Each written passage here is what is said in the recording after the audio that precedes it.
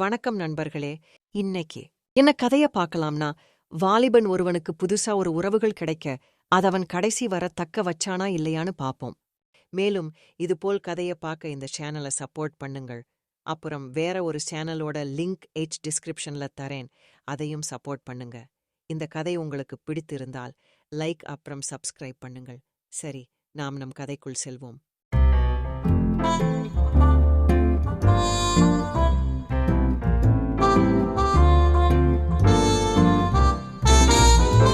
நான் யுவா, வயது 26.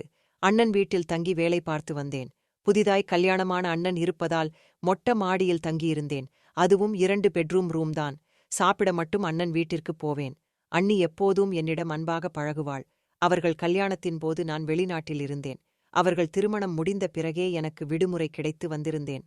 அன்றிரவு வழக்கம் போல் அண்ணன் வீட்டில் சாப்பிடப் போக, அண்ணன் இரவு அண்ணியின் அம்மா ட்ரெயினில் வருவதாகவும் அவர்களை பிக் அப் செய்ய என்னிடம் முடியுமா என்று கேட்டான். நான், அதனால் என்ன, நீங்க ரெஸ்ட் எடுங்க, அவங்கள நானே போய் கூட்டி வரேன். அண்ணன், அவங்களுக்கு சென்னை புதுசுடா, கொஞ்சம் டைம்க்கு போயிடு. நான், சரிப்பா, நீ டென்ஷன் இல்லாம போய் இரு, நான் பாத்துக்கிறேன்.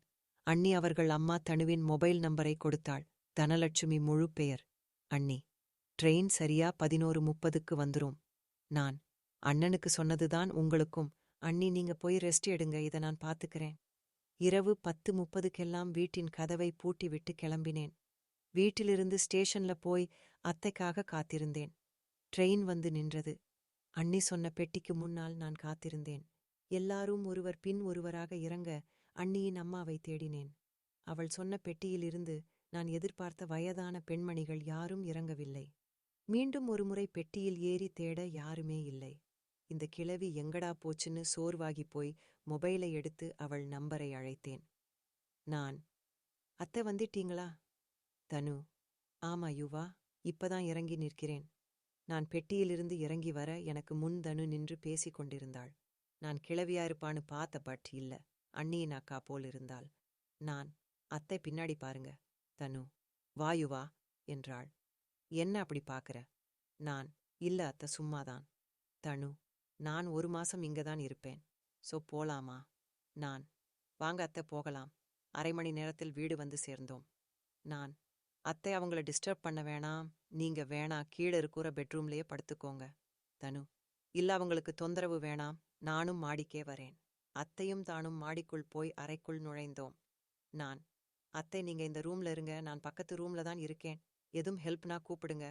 தனு, ஓகேப்பா. நான் குட் நைட் சொல்லிவிட்டு என் அறையில் நுழைந்தேன். நுழைந்து நான் மட்டும் விளையாட ஆரம்பித்தேன். காலை யாரோ என்னை தட்டி எழுப்ப உறக்கத்திலிருந்து விழித்து பார்த்தேன். தனு தான் கையில் காஃபியோடு வந்து நின்றாள். அத்தை காஃபியை கைகளில் கொடுத்துவிட்டு என் வேலைகளைப் பற்றி கேட்டுக்கொண்டே கட்டிலில் உட்கார்ந்தாள். இருவரும் சுமார் 1/2 மணி நேரம் பேசிக் கொண்டிருந்தோம். அத்தை பேசிக் கொண்டிருக்கும்போதே அண்ணியும் அறைக்குள் நுழைந்தாள். என்ன பேசிட்டே இருக்கீங்க, நேரம் 10 மணியாச்சு, வாங்க சாப்பிடலாம் என்றாள். அண்ணி, இப்பதான் எந்திரிச்சேன், நீங்க அத்தெல்லாம் சாப்பிடுங்க, நான் குளிச்சிட்டு வரேன். ஆமாண்டி, எனக்கும் பசிக்கல, நானும் யுவனும் ஒன்னாவே சாப்பிட்டுக்கிறோம். நீயும் மாப்பிளையும் சாப்பிடுங்க என்றாள் தனு. சரி, என்னவோ பண்ணுங்க, நான் போறேன் என்று அண்ணி கிளம்ப நான் பெட்டியிலிருந்து எழுந்தேன். அத்தை, உனக்கு எப்போ கல்யாணம் என்று கேட்டாள். நான் உங்கள மாதிரி ஒரு பொண்ண பாருங்க என்றேன். என்ன மாதிரியா என்றாள். நீங்களும் அண்ணியும் இப்ப ரோட்ல நடந்து போனாலும் அன்னிக்கு சிஸ்டர் மாதிரி தான் இருப்பீங்க என்று அத்தைக்கு ஒரு பெரிய ஐஸை தூக்கி தலையில வைத்தேன். அட போ யுவா, சும்மா எதையோ சொல்லி காமெடி பண்ணாதென்றாள். இல்ல அத்தை, உங்க மேல சத்தியமா சொல்றேன். சரி அத்தை, நான் குளிச்சிட்டு வரேன், உங்களுக்கு பசிச்சா நீங்க சாப்பிட்டு ரெஸ்ட் எடுங்கன்னு சொல்லி பாத்ரூமில் நுழைந்தேன். குளித்து முடித்து வெளியில் வர அத்தை கண்ணாடி முன் நின்று கொண்டிருந்தாள். என்ன அத்தை, நான் சொன்னது உண்மையா இல்லையான்னு செக் பண்றீங்களா? அதெல்லாம் இல்லப்பா, சும்மாதான் கண்ணாடி பார்த்து முடிய சரி செய்தேன் என்றாள். சரி அத்தை, நம்பிட்டேன்னு சொல்லி சிரித்தேன். அத்தையும் பதிலுக்கு சிரித்து கொண்டிருந்தாள். அத்தை, சாப்பிட போகலாமா என்றேன். போகலாம் என்றாள். இருவரும் நல்லா சாப்பிட்டோம். அப்புறம் சோஃபாவில் இருந்து டிவி பார்க்க பின் அத்தை சமையலை கவனிக்கப் போனாள். யுவா, உனக்கு என்ன பிடிக்கும்? முருங்கைக்காய் சாம்பார், அப்புறம் முடிஞ்சா ஈரால் தொக்கு செய்ங்க அத்தை என்றேன். அத்தை சமையலை கவனிக்க ஆரம்பித்தாள். அம்மா, நாங்க ஈவ்னிங் ஒரு பார்ட்டிக்கு போறோம், நீயும் வரியாமா என்றாள் அண்ணி. இல்லம்மா, நீயும் மாப்ளையும் போயிட்டு வாங்க, நாங்க வர 2-3 நாள் ஆகும்மா. அதான் சொல்றேன். ஒன்னும் பிரச்சனை இல்லடி, நீ புதுசா கல்யாணமானவ, நான் அங்க வந்து என்ன செய்ய போறேன்? நீ என்ஜாய் பண்ணிட்டு வாடி என்றாள். அத்தையும் அண்ணியும் சமையல் அறையில் பேசியது எனக்கு கேட்டது. நான் மாடியில் போய் படுத்து ரெஸ்ட் எடுக்க ஆரம்பித்தேன். நல்ல தூக்கம் மதியம். மீண்டும் அத்தை வந்துதான் எழுப்பினாள். இப்படி பகல்ல தூங்கினா ராத்திரி எப்படி தூக்கம் வரும் என்றாள். சும்மா படுத்தேன். அப்படியே தூங்கிட்டேன். அத்தையிடம் ஏதோ மாற்றம் தென்பட்டது. அத்தை, ஆளே மாறிட்டீங்க, அசத்துறீங்களே. பாவம், இதெல்லாம் எங்க அன்னிக்கும் சொல்லிக் கொடுங்கன்னு சொல்ல. சிரித்தபடி, சரி வா, சாப்பிடலாம், டைம் ஆச்சு. அவங்க சாப்பிட்டாங்க, உனக்காக தான் வெயிட் பண்றேன் என்றாள். அத்தை, எனக்காக வெயிட் பண்ணது எனக்கு பிடிச்சிருந்தது. அத்தையும் நானும் அடுத்தடுத்து அமர்ந்து சாப்பிட ஆரம்பித்தோம். அத்தை எனக்கு முருங்கை காய்களை தட்டில் நிறைத்து வைத்தாள். நான் ரசித்து சாப்பிட அத்தை என்னை கவனித்தாள். அத்தையின் தட்டிலிருந்து நான் எடுத்து சாப்பிட, என் தட்டிலிருந்து அவள் எடுத்து சாப்பிட என்று இருவரும் சந்தோஷமாக உணவை முடித்தோம். நான் மாடிக்குப் போக அத்தை கிச்சனில் நுழைந்து மற்ற வேலைகளை முடித்துவிட்டு என்னுடைய அறைக்கு வந்தாள். இருவரும் பேசிக் கொண்டிருந்தோம். அத்தை, உங்க கைய கொஞ்சம் கொடுங்க. அத்தை கைகளை பிடித்து, அருமையான சாப்பாடு, நன்றி என்றேன். அத்தை ரொம்ப சந்தோஷப்பட்டாள். யுவா, நீ யாரையாவது லவ் பண்ணியிருக்கியா? காலேஜ் வேலையில இருக்கும்போது படிப்புல போயிடுச்சு. அப்புறம் வேலை வெளிநாடுன்னு அதுக்கெல்லாம் நேரமே இல்லாம போயிடுச்சு என்றேன். ஆனா இப்ப லவ் பண்ண தோணுது. எதுனா பிடிச்ச பொண்ணு இருந்தா சொல்லு, நான் ஹெல்ப் பண்றேன் என்றாள். இருக்காங்க அத்தை, ஆனா அவங்கட்ட எப்படி சொல்றதுன்னு தெரியல அத்தை என்றேன். இருக்காங்களா? அத்தைக்கு முகம் வாடி போனது. ஆமா அத்தை, அவங்கள உங்களுக்கும் தெரியும். ஆனா நான் லவ் சொன்னா அவங்க ஏத்துக்க மாட்டாங்க. என்னைய கன்வின்ஸ் பண்ண பாப்பாங்க, அதான் தயக்கமா இருக்கு. அத்தை முகத்தில் சோகம் இருந்தாலும் காட்டிக் கொள்ளாமல், நீ என்கிட்ட யாருன்னு சொல்லு, நான் பேசி சம்மதிக்க வைக்கிறேன் என்றாள். இல்ல அத்தை, நிச்சயம் சம்மதிக்க மாட்டாங்க. வேண்டாம் அத்தை. என்ன நம்பலையா? நான் பாத்துக்கிறேன். நீ சொல்லுடா. அத்தை, அப்ப அவங்கள கண்டிப்பா சம்மதிக்க வைப்பேன்னு சத்தியம் பண்ணுங்க, சொல்றேன். சத்தியமா சம்மதிக்க வைக்கிறேன் என்றாள். சரி எந்திரிங்க, எங்க? என் கூட வாங்க, காட்டுறேன்னு அவள் கண்களை மூடி அவள் அறையில் இருக்கும் கண்ணாடி முன் நிறுத்திவிட்டு, நான் அவங்கள காட்டுவேன். அவங்கள நீங்க தான் சம்மதிக்க வைக்கணும். நீங்க இருக்கிற ரூம்ல அவங்க ஆளுயர போட்டோ இருக்கு என்றேன். கைகளை எடுத்துவிட்டு அவளை கண்ணாடி முன் நிறுத்திவிட்டு நான் என் அறைக்கு திரும்பினேன். அவள் என்ன பதில் சொல்லப் போகிறாள் என்பதை அறிய மனம் படபடக்க கட்டிலில் அமர்ந்திருந்தேன்.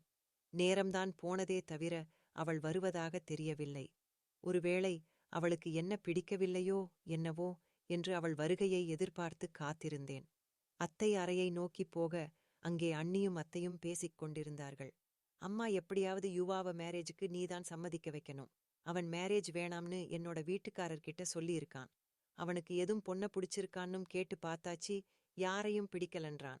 அவனுக்கு பிடிச்ச பொண்ணு எங்க இருந்தாலும் எப்படி இருந்தாலும் நாங்க அவனுக்கு கட்டி வைக்க தயாரா இருக்கோம்மா. நீதான் அவனை எப்படியாவது சம்மதிக்க வைக்கணும் ப்ளீஸ். அதான் நானும் என்னோட ஹஸ்பண்டும் இன்னிக்கு வெளியில போறோம் என்றாள். அத்தை சரி என்று தலையாட்டினாள். அண்ணியும் அண்ணனும் கிளம்ப நானும் தனுவும் வீட்டில் நுழைந்து நான் மாடியை நோக்கிப் போனேன். கொஞ்ச நேரத்தில் கதவு திறக்க தனு நுழைந்தாள். யுவா, என்ன என் மேல கோவமா என்றாள். அதெல்லாம் இல்ல, நான் யார் உங்க மேல கோவப்பட என்றேன். யுவா, எனக்கும் உன்னை பிடிக்கும். கணவனை இழந்த இந்த 20 வருஷத்துல நான் யார்கிட்டயும் இவ்ளோ சகஜமா இருந்ததில்ல. முதல் முறை உன்கிட்ட தான் எனக்கு ஒரு நல்ல பாண்டிங் வந்திருக்கு. ஆனா உன் அண்ணி உனக்கு கல்யாணம் பண்ணி வைக்கிற பொறுப்பை என்கிட்ட குடுத்திருக்கா, நான் என்ன பண்ண முடியும்? அத்தை, அதான் அண்ணி சொன்னாங்க இல்லையா, பொண்ணு எங்க இருந்தாலும் எப்படி இருந்தாலும் கட்டி வைக்கிறேன்னு. அவங்க கிட்ட சொல்ல வேண்டியது தானே என்றேன். நான் அண்ணி பேசிய எல்லாத்தையும் கேட்டுவிட்டேன் என்று தனு புரிந்து கொண்டாள். இதெல்லாம் சரியா வராது, மத்தவங்க ஏதாவது சொல்லுவாங்க. கண்டவங்கள பத்திலாம் நான் கவலைப்பட மாட்டேன். உங்களுக்கு ஓகேவா? எனக்கு எந்த பிரச்சனையும் இல்ல. அப்போ ஏன் கூட வாங்க, நாம வெளியே அப்படியே போயிட்டு வருவோம். அவள் வருத்தத்தோட இருக்க, தனு, நான் பாத்துக்கிறேன், நீ கவலைய விடு. நான் சொன்னா என்னோட அண்ணன் கேப்பான். இப்போ வா, நாம கிளம்பலாம். அத்தை, எங்க போறோம் என்றாள். ஃபயர் ஒர்க்ஸ் கண்காட்சி நடக்கும் இடத்திற்கு அவளை கூட்டி சென்றேன். அதை அவள் ரசித்து மகிழ்ந்தா. அவளை பல இடத்திற்கு கூட்டி சென்றேன். அவள் என்னுடன் இருக்கும்போது சந்தோஷமாயிருந்தது. பின் படம் பார்த்து முடித்து வந்து கொண்டிருக்கும்போது அவள் ஒரு உண்மையை போட்டு உடைத்தாள். அவள் திருமணமான நாளிலே அவள் கணவன் விபத்தில் இறந்துவிட அண்ணியை தத்தெடுத்து வளர்த்திருக்கிறாள் என்று கூறினாள்.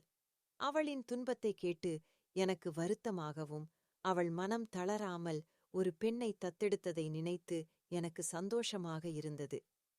இருவரும் சாப்பிட்டு வீட்டுக்கு வந்து மணிக்கணக்க பேசிக் கொண்டிருந்தோம். அப்படியே நாங்கள் விளையாட ஆரம்பித்தோம். அண்ணன் அண்ணி இல்லாத அந்த 3 நாட்கள் நாங்கள் சந்தோஷமா ஊர் சுற்றி நைட்ல டிரைவ் போய் படம் பார்த்து பிடித்ததை சாப்பிட்டு விளையாடி கொண்டிருந்தோம். அண்ணன் அண்ணி வீடு வந்ததும் எல்லாம் பழையபடி அப்படியே போனது. நான் அண்ணனிடம் எல்லா விஷயத்தையும் சொல்ல அவன் முதலில் தயங்கினாலும் பின்பு சம்மதித்தான். அண்ணியிடம் அண்ணன் சம்மதம் வாங்கினான். எனக்கு ஒரு பெண் கிடைத்து விட்டாள் என்று அண்ணன் மகிழ்ந்தான். நாங்கள் வெளிநாட்டுல இருந்தாதான் சரி வரும்னு இருவரும் அங்க போய் எங்கள் வாழ்க்கைய மிக சந்தோஷமாக வாழ ஆரம்பித்தோம். இந்த கதை உங்களுக்கு பிடித்திருக்கும் என்று நம்புகிறேன். அப்படி பிடித்திருந்தால் லைக் பண்ணுங்கள். மேலும் இந்த சேனலை சப்போர்ட் செய்யுங்கள். நன்றி.